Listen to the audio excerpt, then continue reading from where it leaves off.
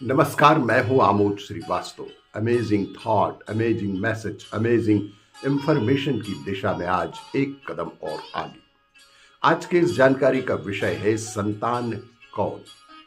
पूर्व जन्म के कर्मों से ही हमें इस जन्म में माता पिता, भाई बहन, पति पत्नी, प्रेमिका, मित्र, शत्रु, सगे संबंधी इत्यादि संसार के जितने भी रिश्ते नाते हैं सब हमें मिलते हैं, क्योंकि इन सब को हमें या तो कुछ देना होता है या इनसे कुछ लेना होता है। वैसे ही संतान के रूप में हमारा कोई पूर्व जन्म का संबंधी ही आकर जन्म लेता है, ऐसी प्रबल मान्यता है, जिसे शास्त्रों में 4 प्रकार का बताया गया है। ऋणानुबंध पहला प्रकार है।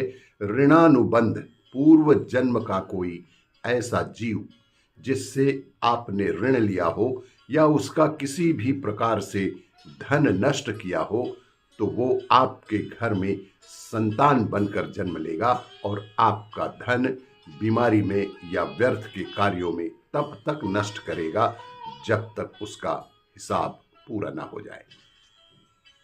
दूसरा है शत्रुपुत्र। पूर्व जन्म का कोई दुश्मन आपसे बदला लेने के लिए आपके घर में संतान बनकर आएगा और बड़ा होने पर माता पिता से मारपीट, झगड़ा या उन्हें सारी जिंदगी किसी भी प्रकार से सताता ही रहेगा। हमेशा कड़वा बोलकर उनकी बेइज्जती करेगा व उन्हें दुखी रखकर खुश होगा। ऐसे पितृ को शत्रु पुत्र के नाम से पुकारा जाता है। तीसरा है उदासीन पुत्र। इस प्रकार की संतान ना तो माता पिता की सेवा करती है और ना ही कोई सुख देती है और उनको उनके हाल पर मरने के लिए ही यूं ही छोड़ देती है। विवाह होने पर यह माता पिता से स्वयं अलग ही हो जाते हैं। चौथा है सेवक पुत्र।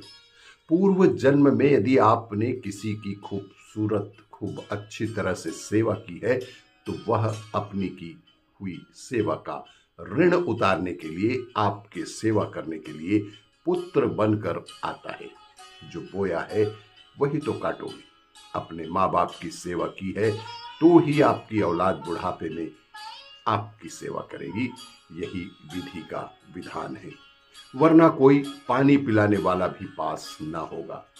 आप यह ना समझें कि यह सब बातें केवल मनुष्य पर ही लागू होती हैं। इन 4 प्रकार में कोई सा भी जीव भी आ सकता है। जैसे आपने किसी गाय की निस्वार्थ भाव से सेवा की है, तो वह भी पुत्र या पुत्री बनकर आ ही सकते हैं।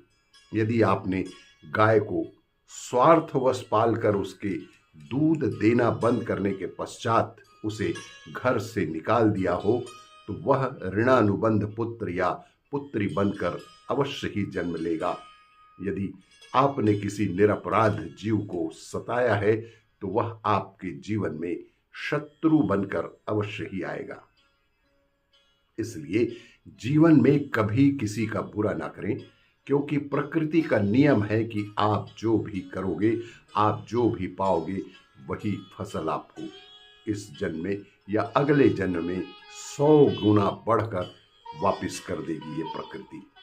यदि आपने किसी को 1 रुपया दिया है, तो समझो आपके खाते में 100 रुपया जमा हो गए हैं।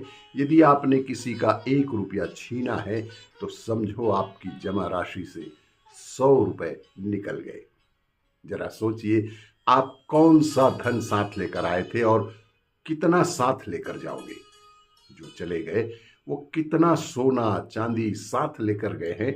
मरने पर तो जो सोना चांदी, धन दौलत बैंक में पड़ा का पड़ा ही रह गया। समझो तो वो सब आपका कमाया व्यर्थ ही चला गया। औलाद अगर अच्छी और लायक है तो उसके लिए कुछ भी छोड़कर जाने की बिल्कुल जरूरत नहीं है, खुद ही खा कमा लेगा। और औलाद अगर बिगड़ी या नालायक है तो उसके लिए भी जितना मर्जी धन छोड़कर जाओ, वह चंद दिनों में सब कुछ बर्बाद करके ही चैन देगी। मैं, मेरा, तेरा और सारा धन यहीं कहीं धरा रह जाएगा। कुछ भी साथ नहीं जाएगा।